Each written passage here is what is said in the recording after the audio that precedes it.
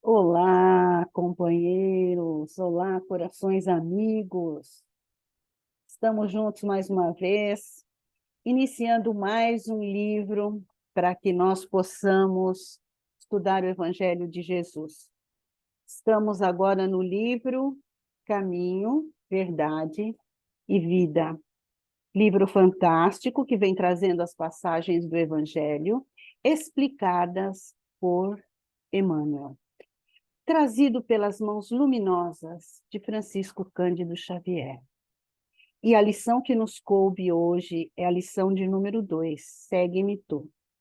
Mas antes, como sempre, vamos aos nossos agradecimentos. Então, vamos serenando os nossos corações, vamos unindo as nossas mentes, elevando os nossos pensamentos ao alto e agradecermos a Deus, nosso Pai, a Jesus, nosso Divino Mestre, por todas as oportunidades que temos, agradecermos pela oportunidade da vida, pela alegria de viver, pela oportunidade do estudo, do trabalho, do corpo perfeito, por todas essas mãos entrelaçadas que trabalham anonimamente em nosso benefício. Gratidão ao Pai por ter nos enviado seu Filho amado, nosso querido Mestre Jesus, para nos servir de guia e modelo. Gratidão, Mestre amado, e rogamos que seja conosco, que esteja conosco hoje, agora e sempre. Que assim seja. Pois bem, caríssimos, não vamos começar a lição ainda não. Vamos divulgar as nossas mídias. Estou solicitando a todos vocês, companheiros que gostam de estudar, né, o Evangelho de Jesus, divulguem as nossas mídias. Às vezes a gente quer passar uma mensagem a um amigo e um vídeo de um dos nossos companheiros aqui do canal do Frei Anselmo está assim perfeito para aquela situação que a pessoa está vivendo naquele instante, naquele momento. Então, pessoal, vamos divulgar a doutrina espírita através desses canais que estão aí à disposição de todos.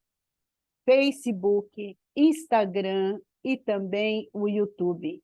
Grupo Assistencial Espírita Frei Anselmo. Gratidão, Freizinho. Gratidão. Então, pessoal, vamos lá à nossa leitura de hoje. Essa nossa leitura é a lição de número 2, Segue-me tu. Essa pequena epígrafe, que é o versículo, é o capítulo 21, versículo 22, ela está encerrando o Evangelho de João. Eu estou aqui com a minha Bíblia na mão, né? Como ela é pequenininha, eu utilizo, pessoal, a Bíblia de Jerusalém, ok? Para os nossos estudos, porque é uma Bíblia que vem com as observações no rodapé muito proveitosas, né?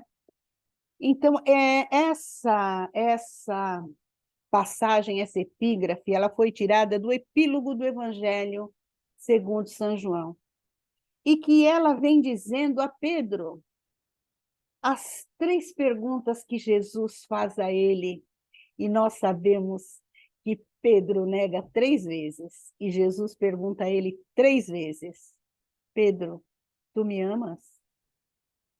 Então, Pedro vai responder todas as vezes, e na última vez, Pedro diz assim: Senhor, tu sabes que eu te amo. E Jesus lhe recomenda: apacenta as minhas ovelhas, ou seja, continua a tarefa da Boa Nova, essa tarefa que nós continuamos até hoje, divulgando o Evangelho de Jesus.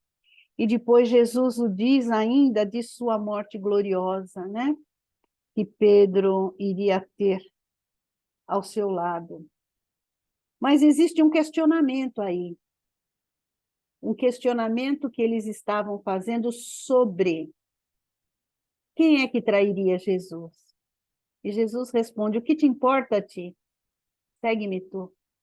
Então, é de suma importância nós entendermos essa pequena epígrafe que hoje nós vamos ver, e eu vou, por partes, comentar a lição. Eu vou ler na íntegra, e depois nós vamos por partes, porque é uma lição belíssima. Então, vamos primeiramente à nossa epígrafe e depois a lição.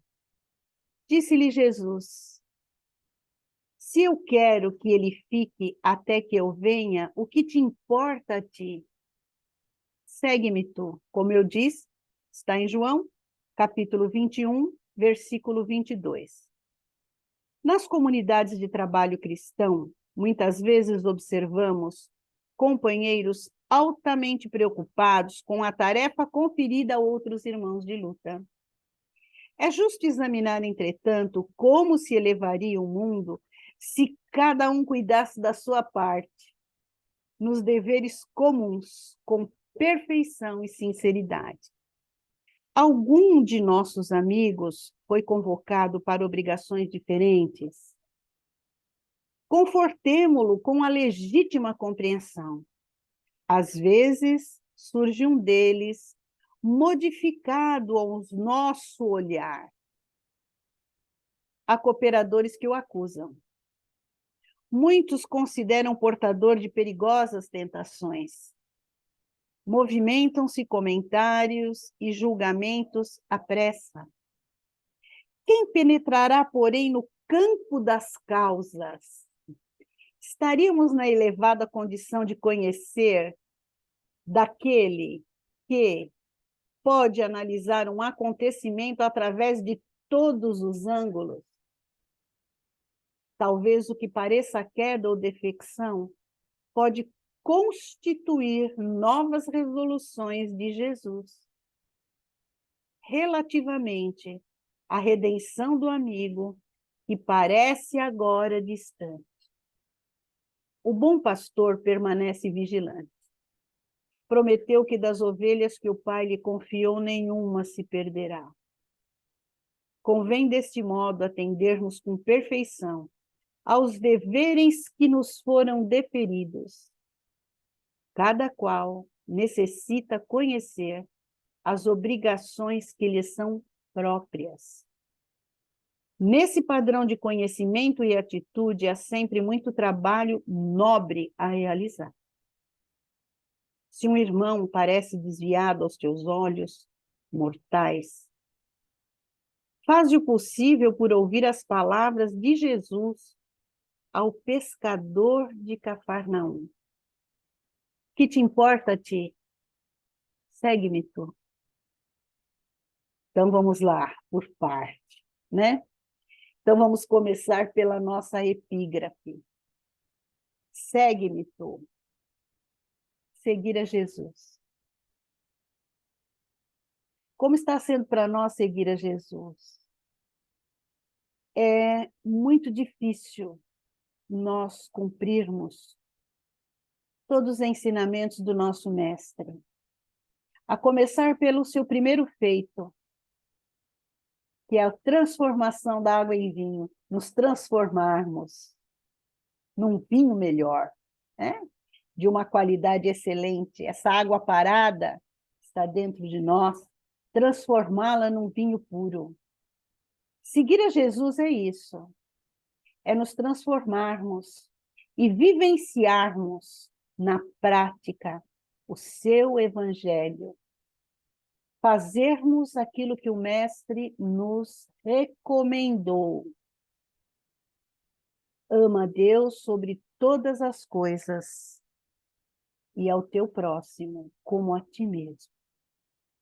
Amar a nós mesmos, ter alto amor, é nos transformarmos em criaturas melhores para nós e para o nosso próximo. Então, aqui nas comunidades, né, como está dizendo Emmanuel, nós temos irmãos em luta, com tarefas que lhe foram confiadas. Cada um de nós está numa etapa evolutiva.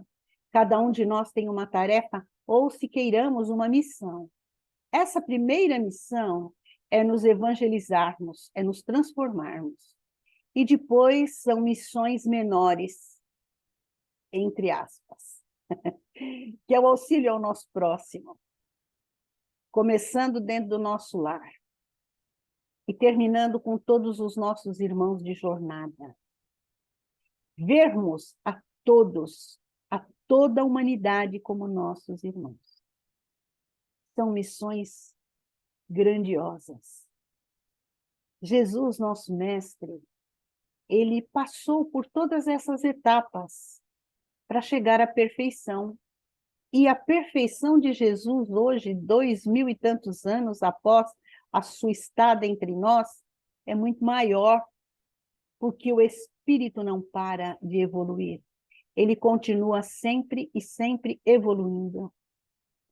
Então, nós temos todos missões a cumprir, todos temos tarefas, mas nós temos um guia, temos um modelo, e temos um manual de comportamento, que é o Evangelho, um manual que é um tanto quanto difícil de ser seguido na íntegra. Mas se eu quero a vida funcionando em plenitude, eu preciso seguir esse manual.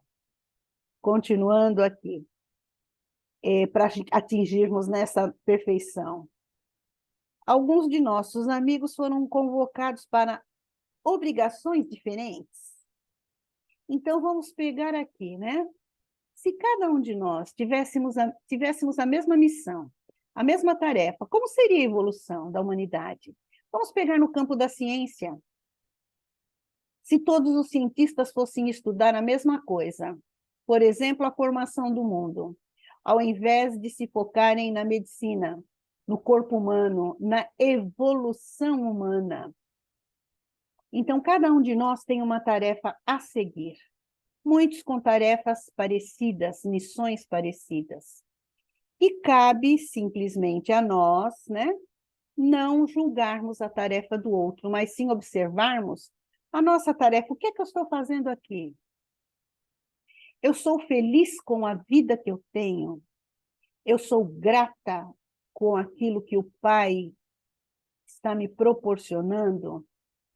Não ficarmos achando que temos tarefas pré-determinadas que temos que seguir. Por exemplo, achar que a minha única missão, a minha única tarefa é a minha reforma íntima, é a minha transformação. Essa transformação, ela precisa ser proveitosa para a humanidade, né? Então, se todos nós tivéssemos uma mesma tarefa, aliás, a mesma é a transformação, né? Mas, além da transformação, se todos nós tivéssemos uma mesma tarefa, nós não teríamos evolução. Então, cada um de nós está num degrau da evolução, cada um de nós possui missões diferentes, mesmo tendo algumas semelhantes, porque cada um de nós é um ser, um espírito individualizado. Somos seres individuais. Cada um de nós tem uma tarefa a seguir. Continuando aqui. Modificando pelo nosso olhar alguns dos nossos amigos, né? Há cooperadores que o acusam que ele esteja em perigosas tentações. Vamos esquecer agora a ciência e vamos nos focar agora dentro da casa espírita, né? Somos espíritas, então vamos falar da casa espírita. Então vamos lá. Dentro da casa espírita, muitas vezes, nós encontramos companheiros que são convidados por determinadas áreas a tarefas mais responsáveis. Eu não costumo dizer mais elevadas, porque toda tarefa dentro da casa espírita é uma tarefa de luz. de bênçãos para cada um de nós que está na tarefa. Mas eu digo uma tarefa com maior responsabilidade. E aqueles amigos, e a pessoa abraça, né, essa tarefa de maior responsabilidade, e os amigos acham, julgam, que ele está ficando vaidoso, orgulhoso pela tarefa, que ele está sendo tentado, que os obsessores estão em volta dele, porque ele está se achando. Eu já ouvi isso. Aquela pessoa está se achando só porque está naquela tarefa. Cabe a nós. O que Jesus fala? O que te importa a ti? O que te importa a ti? Né? Se eu estou fazendo uma observação de mim para comigo e eu estou vendo um colega, um companheiro que possivelmente esteja entrando no campo da vaidade, do orgulho, o que é que Jesus nos recomenda? Chama de lado teu irmão e a sós, você e ele. Converse de uma forma amorosa. Veja se realmente são os teus olhos que estão vendo aquilo ou se realmente está procedendo. Conversa, vê o que se passa no íntimo da criatura, né? Eu, uma ocasião, pude observar, eu vou comentar aqui com vocês, porque eu estou na matéria, sou fofoqueira mesmo, né? Um companheiro, né, contando que ele estava na casa espírita que ele trabalha e que o palestrante deu um aviso de última hora que não ia poder comparecer. E ele dava aula na casa. E um companheiro dele de tarefa chegou para ele e disse assim: olha, hoje o palestrante não vem e não chegou ainda nenhum educador, nenhuma outra pessoa que faça palestra. Você pode fazer a palestra? E a pessoa disse: posso, sem pensar, sem despretensiosamente. Aí ela disse: ai, mas será que tenho condições de fazer? E o colega disse: mas você dá aula, é a mesma coisa. Faça uma preparação e faça a palestra de acordo com o que o seu coração mandar pedir, como se fosse uma aula.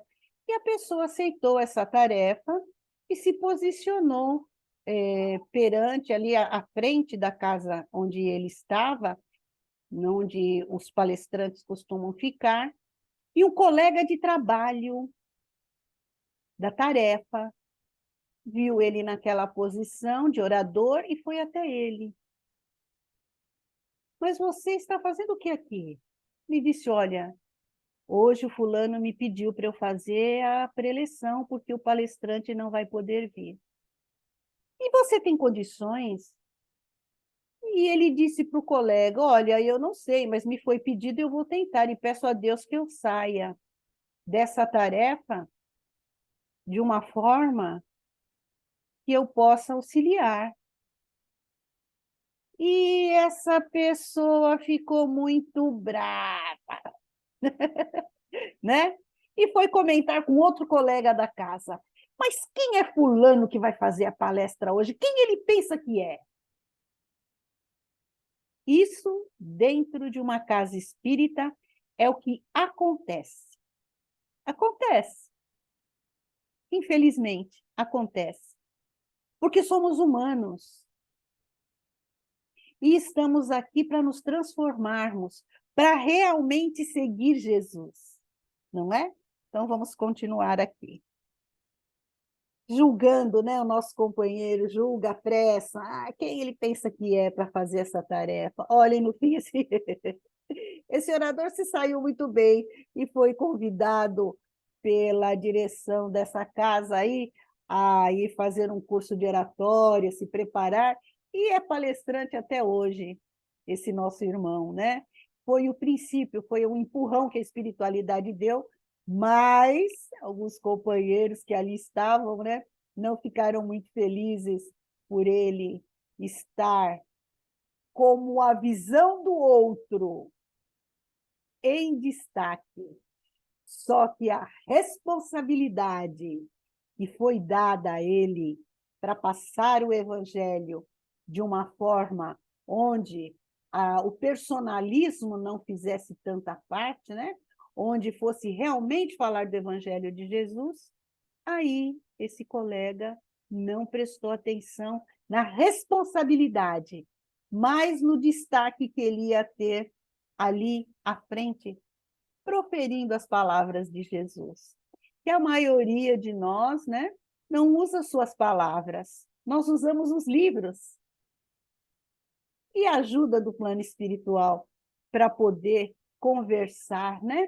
E estamos aqui conversando uns com os outros, através da telinha. Continuando. Então, nós precisamos, muitas vezes, conhecer, analisar todos os ângulos. Então, talvez aquilo que pareça queda para muitos, né? É uma resolução que Jesus dá para que a gente continue na nossa tarefa. Todos nós que estamos em transformação, todos nós que estamos reformando, nós vamos ter contratempo. Vamos pegar uma reforma material, né? Vamos pegar a reforma de uma residência. Você, de repente, vai quebrar uma parede, e naquela parede tinha um cano que você não esperava, e aí dá-se um vazamento, ou uma eletricidade, enfim, transtornos que acontecem na reforma e na transformação. Mas, na realidade, nós precisamos observar que Jesus coloca desafios em nosso caminho para que a gente possa realmente vivenciar e praticar os seus ensinos. Não somente ficar nas leituras, mas ocupar as nossas mãos nas tarefas redentoras. Infelizmente, enquanto nós não passamos por desafios, nós não saímos da nossa acomodação. Eu passo o dia inteiro sentada. Se não começar a doer joelho, quadril, aí eu não vou me movimentar, eu não vou me levantar. Então, muitas vezes, os percalços vêm em nossa vida exatamente para isso. O bom pastor permanece vigilante e promete que das ovelhas que o Pai lhe confiou, nenhuma se perderá.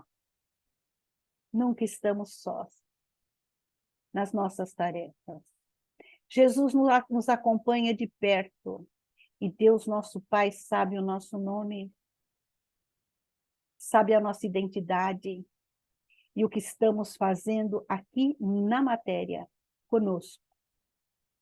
Convém atendermos com perfeição os deveres que nos foram deferidos. Todos nós precisamos fazer o melhor que podemos dentro daquilo que nós já conhecemos.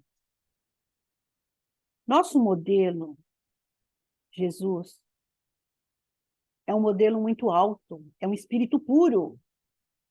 E não adianta eu querer, em uma encarnação, que eu tomei consciência da espiritualidade, eu achar que eu vou chegar ao patamar de Jesus. E vai ser preciso muitas encarnações ainda. E conversando muitas vezes com os amigos falam assim, eu não quero voltar mais para esse planeta. Divaldo, que não vê a hora de desencarnar para reencarnar aqui novamente, para continuar por mais tempo a tarefa da divulgação do Evangelho de Jesus. E nós não queremos voltar mais aqui. Eu quero, porque aqui eu conheço. Vai que eu vou para um canto pior, né? Vou saber eu, né? Vou saber o que é que está determinado para mim. Eu estou tentando seguir Jesus, mas vamos ver o que é que está determinado. Aqui eu conheço. Então, eu prefiro voltar para cá. Porque de um lugar pior eu já vim, com certeza. Bem pior. Eu já vim de lá, então eu não quero voltar para lá. Agora, aqui no plano da Terra, tendo Jesus como guia, como modelo, olha, depende de mim, né? De eu melhorar mais rapidamente ou não. E se o irmão parece desviado aos teus olhos mortais, faz o possível por ouvir as palavras de Jesus ao pescador de Cafarnaum. Como eu acabei de dizer, né? Mais um pouco anteriormente. Se nós percebemos que o nosso irmão ele não está naquela tarefa redentora, como muitas vezes eu acho que deveria, não segundo os moldes de Jesus, me esquecendo de que cada um de nós é uma individualidade, então Jesus nos alerta. O que te importa a ti? Eu aprendi com um professor queridíssimo do Frei Anselmo, seu Vanderlon, e muitos que estão na casa até hoje passaram pelas salas de aula com o seu Vanderlon e com o seu Toninho. O seu Vanderlon sempre falava para nós, não importa o que o outro está fazendo, faça a sua parte. Porque muitas vezes a gente observava na tarefa exatamente isso que está na nossa lição. Comportamento, vestuário, a gente é doido de achar que o outro está vestido inadequadamente, sem nos esquecermos do interior.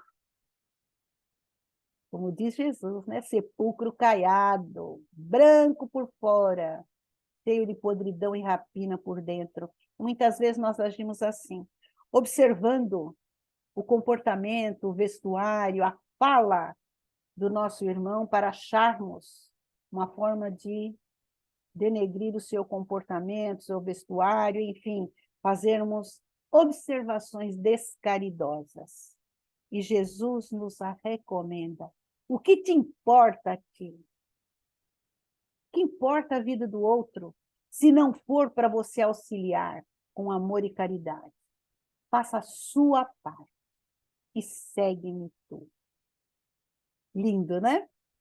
Então, pessoal, às vezes eu não falo, não conto nenhuma história, aí o pessoal fica me cobrando. Você não contou nenhuma história, você nem no meio, nem no final. Então, eu trouxe uma lição do livro Jesus no Lar, que é uma lição fantástica, que eu gosto demais, é a lição de número 20, a caridade desconhecida. Eu não vou falar na íntegra, porque senão vai ficar longa, e eu sei que vocês têm o Jesus no Lar, vocês vão lá e vão ler na íntegra, tá bom? Então, vamos lá, a nossa lição maravilhosa. Havia um homem, havia um crente, né? Um sincero, devoto, que ele estava determinado a exercer as tarefas do céu. Mas ele nasceu numa condição muito pobre. Não é humilde, é pobre mesmo, de recursos materiais. E ele vivia rodeado de filhinhos pequenos, que tudo aquilo que ele ganhava era para suprir as necessidades dessa família.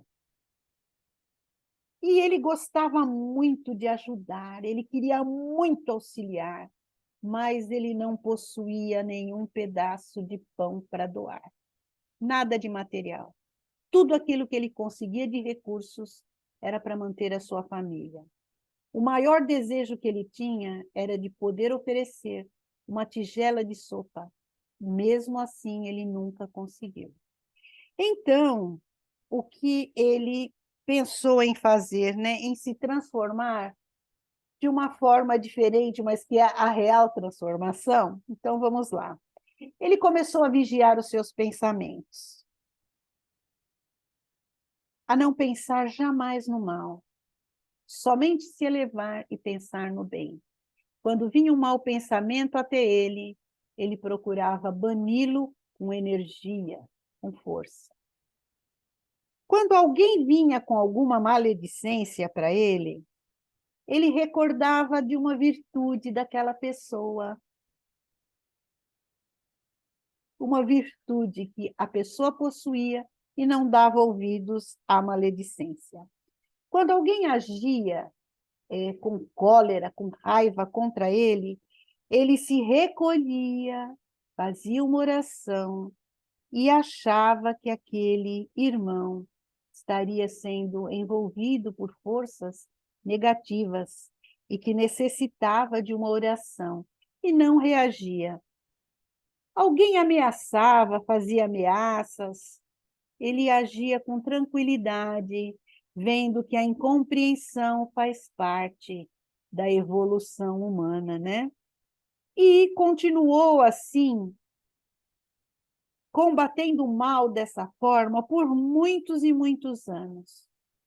E ele se habituou de uma tal forma a praticar o bem que ele podia, com os seus pensamentos, com as suas ações, e durante um certo tempo, já amadurecido, até as pedras que ele via nas vias públicas, que pudessem ferir algum irmão, ele retirava do caminho. De tão minucioso que ele ficou com a sua tarefa de praticar o bem. E um certo dia, né, como todos nós seremos chamados, ele foi chamado pela vida maior e ele parte. E quando ele chega no mundo espiritual, todo envergonhado, todo encolhido, porque ele nunca pôde realizar o seu desejo de oferecer algo de material para o seu irmão. Mas ele é recebido com festas e ele é aureolado com um diadema muito brilhante, porque esse irmão saiu vitorioso, triunfou valorosamente na sua luta contra o mal. Esse mal que a gente tem dentro de cada um de nós, da inveja, da maledicência, das más palavras, do julgamento, de nos acharmos melhor que os outros. Para nós ganharmos esse diadema, para nós realmente seguirmos a Jesus, nós precisamos praticar essa caridade desconhecida, e a caridade para conosco mesmo, combatendo o mal que ainda existe dentro de cada um de nós e seguir a Jesus definitivamente. Segue-me tu, disse Jesus para nós, combatendo o mal que ainda reside dentro de cada um de nós. Quando nós fazemos a oração que Jesus nos ensina, a oração dominical do Pai Nosso, nós pedimos ao Criador para que nos livre do mal. Mas será que é o mal físico que nós estamos pedindo? Ou será que esse ensino de Jesus nessa oração não é exatamente esse mal que ainda habita dentro de cada um de nós? Para seguir a Jesus, nós precisamos combater exatamente esse mal que ainda reside em nós. Caríssimos, gratidão imensa por terem estado comigo em mais essa oportunidade. E vamos juntos agradecer a Deus, a Jesus, por todas as oportunidades que temos de estarmos nesse bom combate. Depende de nós, né? E vamos combater também divulgando a doutrina espírita, não é? Divulgando através das nossas mídias, do Grupo Assistencial Espírita Frei Anselmo, no Facebook, no Instagram e também no YouTube.